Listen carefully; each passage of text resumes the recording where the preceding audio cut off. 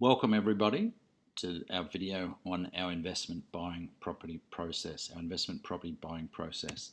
So this video has been specifically designed for long-term investors who've got a financial plan, who've got goals to achieve financial independence and a great retirement, and who want to make good, smart decisions about money and who value good professional advice.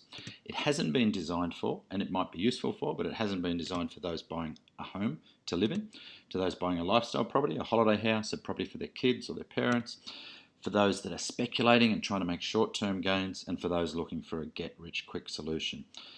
In my mind, get-rich-slow is very easy. Get-rich-quick is fraught with dangers.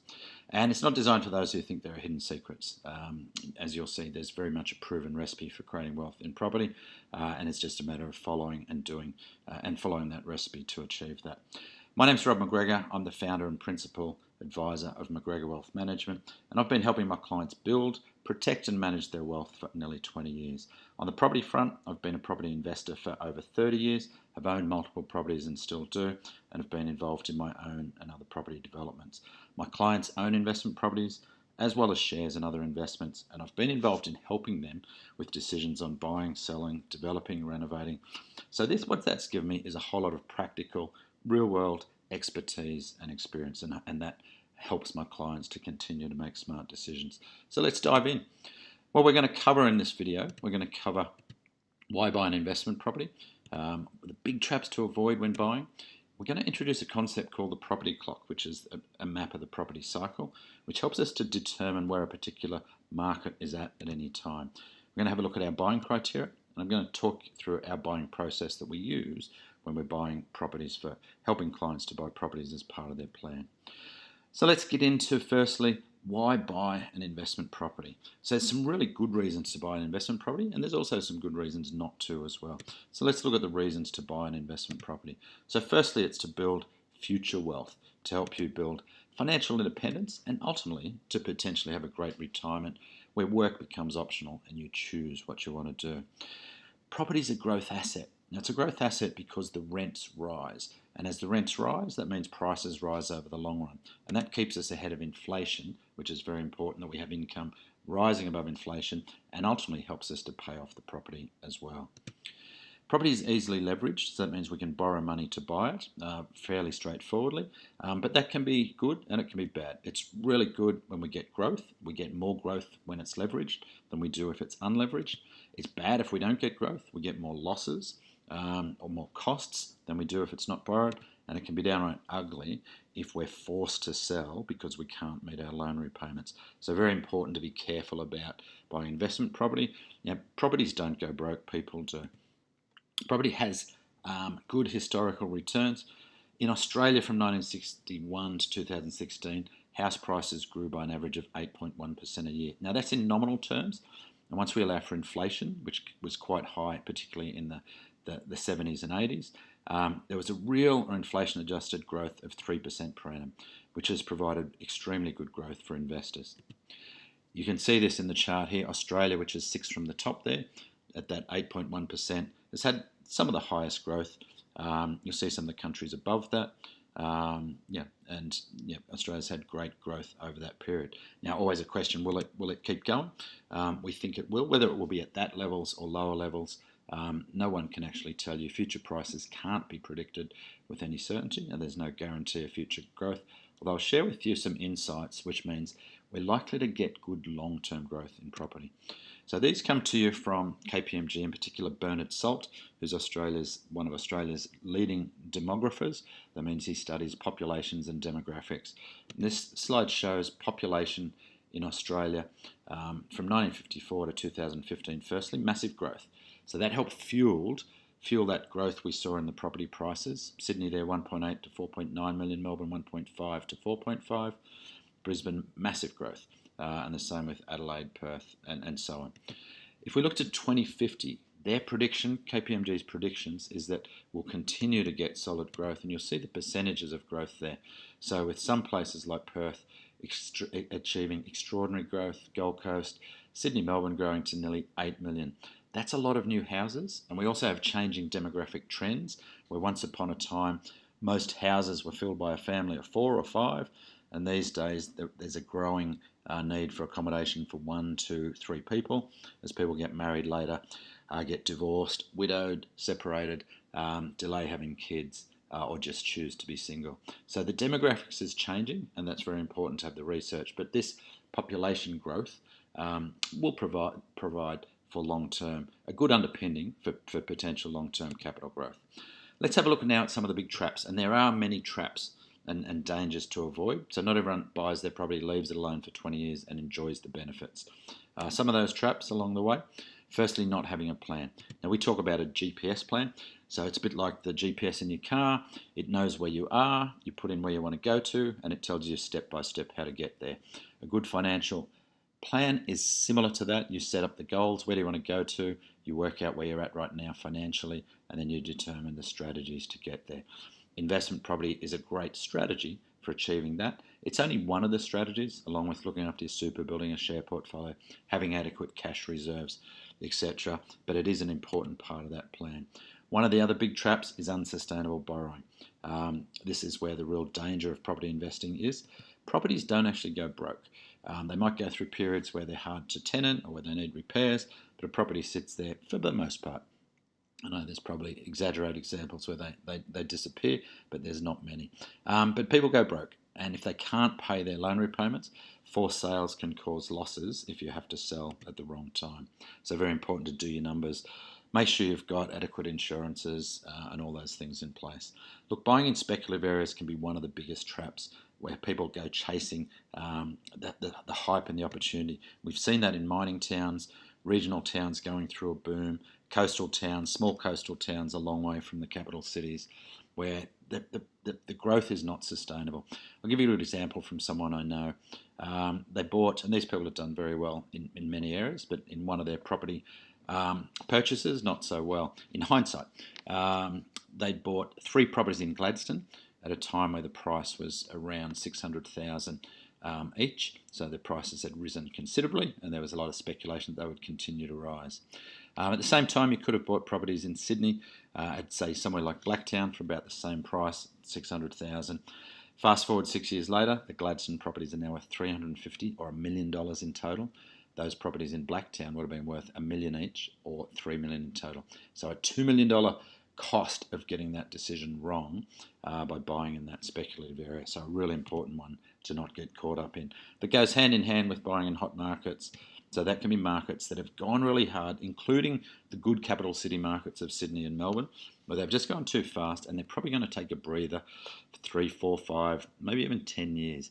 Now, they will continue to grow in the long run, but once again, if you feel like you've bought and you haven't got any growth, or you've taken a small loss, you're more likely to make the bad decision to sell, and getting some growth early helps you feel better about your investment. So avoiding buying at the peak in hot markets is one of those potential traps.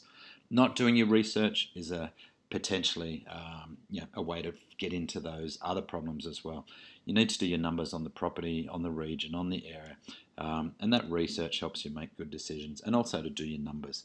The numbers can be complicated. Working out the tax impact, the cash flow is really important to make sure the numbers are going to fit your plan and not crowd out your life.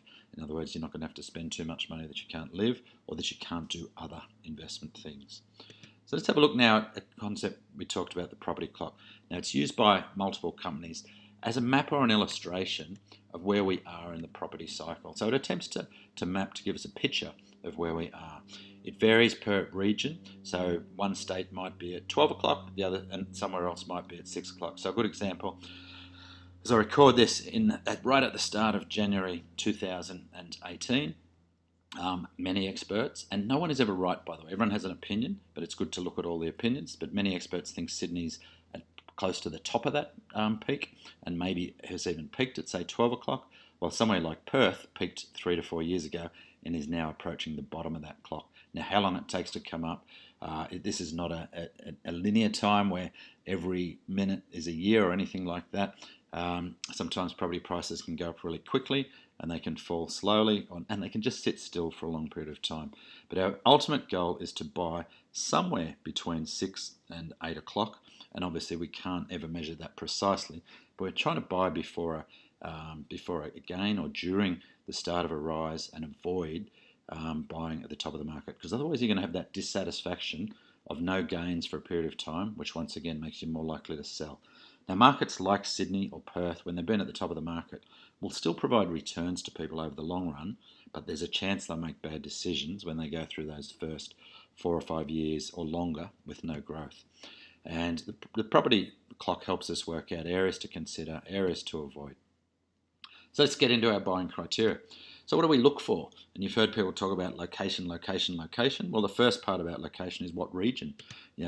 We like, for long-term property investors, to look at mainly growth capital cities. So they're those capital cities you saw that are growing in the long run: Sydney, Melbourne, Perth, Brisbane, for the most part, not so much Adelaide, not so much Hobart, or regional areas within our 2-hour drive of those growth capital cities. Location number 2, which suburb? So once we say we're going to buy in Melbourne or we're going to buy in Brisbane, which suburb do we look at? Well, then we look at, and when I say we, I'm talking about our team of researchers and other companies we work with. So it's not reliant on me, my company. We're looking at other companies that support us to do all this research and guide us and to guide you through the process. So we're looking, when we get down to suburbs, we're looking for infrastructure, roads, schools, shopping centres, things like that. We're looking for rising demand, where people want to live there, but supply limitations, where the developers can't come in and just build lots more properties, which obviously keeps the prices down for a while.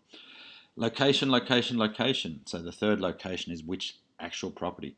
So then we get down to looking at things like, making sure we've got a good rental market for that area and for that property.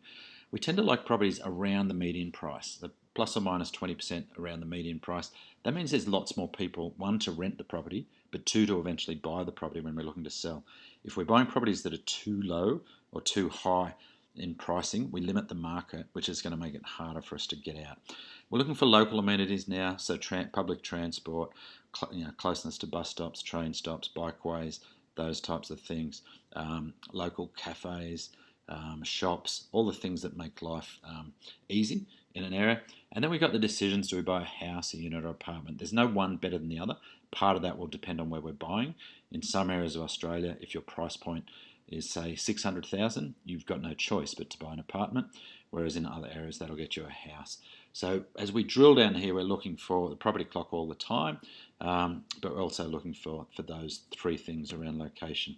Then we've got to work out, does it fit our numbers? We've done our plan, we've worked out our cash flow, we've worked out tax considerations, we want to make sure we've got some contingencies, and then we've got to make sure we can get suitable finance. And the bank's going to look at valuations, they're going to look at loan to valuation ratios, they're going to look at your own cash flow, and we've got to make decisions about interest only or principal and interest, which will all be done as part of your plan. So now to finish with our buying process. So what do we actually do? So first step is we do a plan. So we work out what you're going to need to retire, assuming you're building wealth towards retirement. We're going to work out the strategies you need to do there. And if we identify property as one of those strategies, then say, okay, we need to now determine the budget we've got for that property. So firstly, how much can we put down on deposit? Will we use your home equity as a deposit? And how much cash flow have we allocated for this property? We may have allocated $50, $100, $150. We'll always allow for a buffer for interest rates to go up, but we'll allocate a budget towards that.